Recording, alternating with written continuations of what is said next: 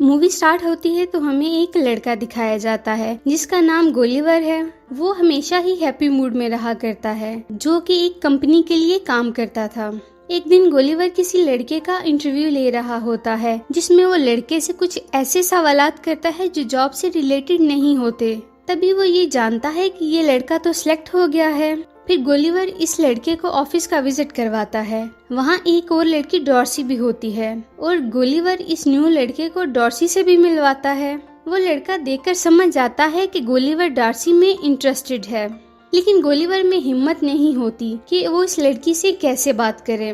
फिर गोलीवर और new employ लड़का एक लिफ्ट के जरिए जा रहे होते हैं, मगर इतनी ही देर में वहाँ डॉर्सी भी आ जाती है। तो वो न्यू एम्प्लॉय इन दोनों को वहाँ अकेला छोड़कर वहाँ से चला जाता है ताकि वो दोनों एक दूसरे से बात कर सके। नेक्स्ट डे हम गोलीवर को देखते हैं कि वो वहाँ एंजॉय कर रहा है। फिर वो न्यू एम्प्लॉय वहाँ आ जाता है और उसे बताता है कि मेरी प्रमोशन हो गई है और अब से मैं तुम्हारा बॉस हूँ। वो लड़का गोलीवर को बताता है कि ये तुम्हारी नेचर ही है जिसकी वजह से अभी तक तुम्हें प्रमोशन नहीं मिली, इसलिए तुम्हें अपनी नेचर को चेंज करना चाहिए, क्योंकि यही वजह है कि डॉर्सी भी अभी तक तुम में इंटरेस्टेड नहीं हुई।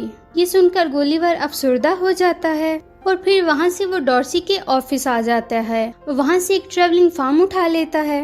डॉर्सी उसे पूछती है कि तुम्हें ट्रैवलिंग में इंटरेस्ट है, तो वो उसे बताता है कि मैं इंग्लैंड, न्यूयॉर्क और इंडिया में भी घूम के आया हूँ। ये सुनकर डॉर्सी उसे कहती है कि तुम्हें तो फिर इन जगहों के बारे में लाजमी लिखना चाहिए जिन जगहों पर तुम घूम कर आए हो। लेकिन जब गोलीवर लिखने बैठता है तो उसे कुछ भी समझ नहीं आता कि वो क्या लिखे, क्योंकि डॉर्सी को इम्प्रेस करने के लिए उसने उसे झूठ बोला था, जबकि वो तो कहीं पर गया ही नहीं था। तो गोलीवर ऑनलाइन मुख्तलिफ आर्टिकल से मवाद चोरी करता है और एक आर्टिकल बनाता है, जिसे देखकर डॉर्सी खुश होती है और इम्प्रेस भी। डॉर्सी उसे कहती है कि तुम्हें बरमूदा ट्रायंगल जाकर भी कुछ न कुछ जरूर लिखना चाहिए। नेक्स्ट डे गोलीवर बरमूदा के लिए निकल पड़ता है। फिर वहाँ एक आदमी उसे बोट तक ले जाता है और बोट चलाने की सब इंस्ट्रक्शंस देता है कि आपने सिर्फ रेड निशान को फॉलो करते हुए आगे बढ़ना है और फिर तुम बरमूदा ट्रायंगल तक पहुँच जाओगे, और जब वापस आना हुआ तो इस बटन को बैक घुमा देना। जिस पर गोलीवर कहता है कि ये बात मेरे लिए इतनी बड़ी नहीं है, मैं ये आराम से कर लूंगा। इसके बाद गोलीवर बरमूदा के लिए निकल जाता है, लेकिन रास्ते में इसकी आंख लग जाती है। फिर इसकी बोट एक समुद्री तूफान में फंस जाती है। जब वो होश में आता है तो जो कुछ वो देखता है वो देखकर शॉक्ड हो जाता है। वो रस्सियों से बंधा हुआ था और बहुत छोटे छोटे लोग उसके सीने पर खड़े थे। इन छोटे लोगों ने गोलीवर की बॉडी के ऊपर एक ब्रिज भी बना रखा था और वो छोटे लोग गोलीवर को एक जॉइंट समझ रहे थे, जो कि उन लोगों के लिए खतरा है, उन्हें मार देगा और उन्हें खा जाएगा। वहाँ एक आर्मी होती है और आर्मी का जनरल भी था, लेकिन तभी गोलीवर अपने आप को आजाद करवाने की कोशिश करता है।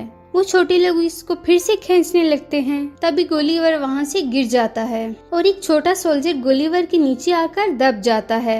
फिर वो छोटे लोग गोलीवर को बांधकर अपने किंग के पास ले जाते हैं। किंग के पास पहुंचकर गोलीवर किंग को बताता है कि ना तो मैं जायंट हूँ और ना ही डेमन, मैं एक नॉर्मल इंसान हूँ और मुझे बताओ कि ये जगह कौन सी है, क्योंकि गोलीवर को अब तक लग रहा था कि जैसे उसके साथ कोई प्रैंक कर रहा है।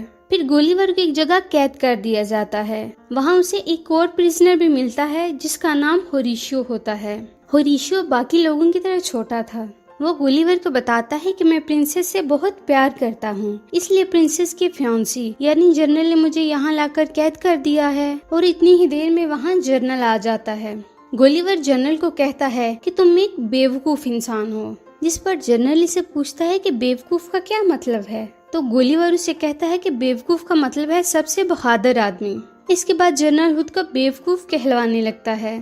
फिर एक दिन जनरल गोलीवर को बैल की जगह लगाता है और खुद उसकी सवारी करता है। फिर उनकी सल्तनत पर एक दुश्मन सल्तनत अटैक कर देती है। पूरे महल को आग लगा दी जाती है और प्रिंसेस को भी किडनैप करने की कोशिश की जाती है। तभी वहाँ गोलीवर आकर प्रिंसेस को बचा लेता है, लेकिन पैलेस में आग लग जाती है और लोग पैनिक करके इधर उधर भागने लग जाते हैं। लेकिन गोलीवर कहता है कि मैं ये आग बुझा दूंगा और वो आग बुझा देता है। इस दौरान वो जनरल को भी गीला कर देता है, जो गुस्से में वहाँ से भाग जाता है।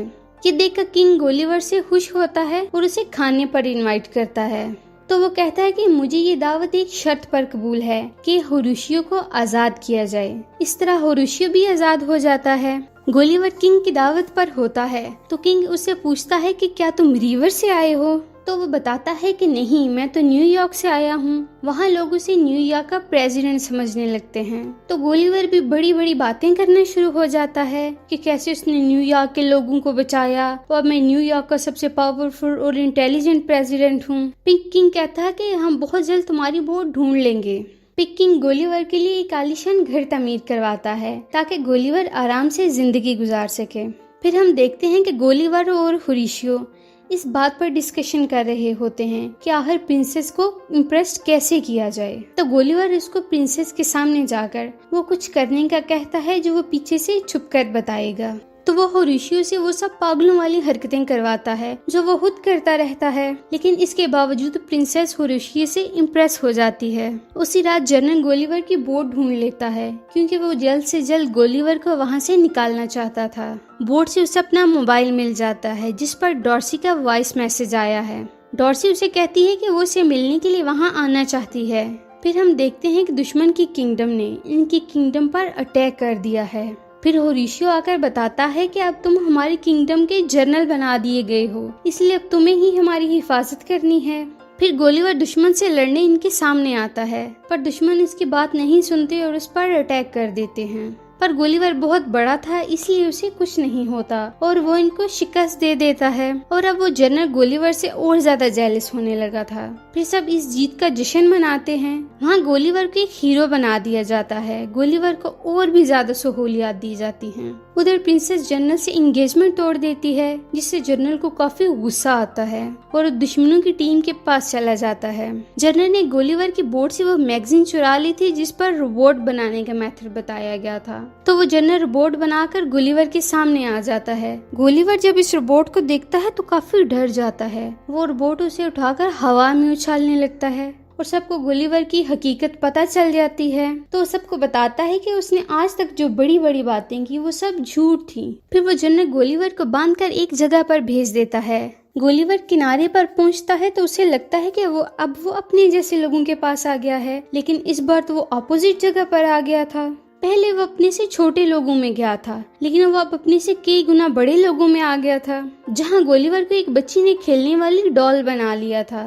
तब उसे वहाँ होरेशियो मिलता है जो उसे बताता है कि इसके एरिया में डॉर्सी उससे मिलने आई है, लेकिन जनरल किंग को भी प्रेसिडेंट बना लिया है और अब तुम ही हो जो इनकी हेल्प कर सकते हो। तब वहाँ से निकलकर गोलीवर रात को किंग के पास पहुँच जाता है। अगले दिन गोलीवर और रोबोट के दरमियान फाइट होती है। यहाँ पर रोबोट फिर से गोलीवर पर भारी पड़ता है, लेकिन होरेशियो इस दिन रोबोट ही कुछ वायर्स को काट देता है। तो ये मौका मिलते ही गोलीवर इस रोबोट को मार डालता है। इस तरह से वो लोग जीत जाते हैं। इसके बाद किंग होरेशियो और प्रिंसेस की शादी के लिए भी राजी हो जाता है और डॉर्सी भी गोलीवर की गलतियों को माफ कर देती है। तभी वहाँ जनरल आकर प्रिंसेस को पकड़ लेता है। तभी प्रिंसेस खुद को छुड़वाती है और जनरल को पंच मारती है। फिर डॉर्सी गोलीवर के पास जाती है और यहीं पर ये मूवी खत्म हो जाती है। तो दोस्तों, कैसी लगी आपको हमारी आज की वीडियो? अगर आपको हमारी वीडियो अच्छी लगी तो हमारे वीडियो को लाइक करें, शेयर करें, हमारे चैनल को सब्सक्राइब करें ताकि इस तरह की इंटरेस्टिंग वीडियोस आपको मिलती रहें।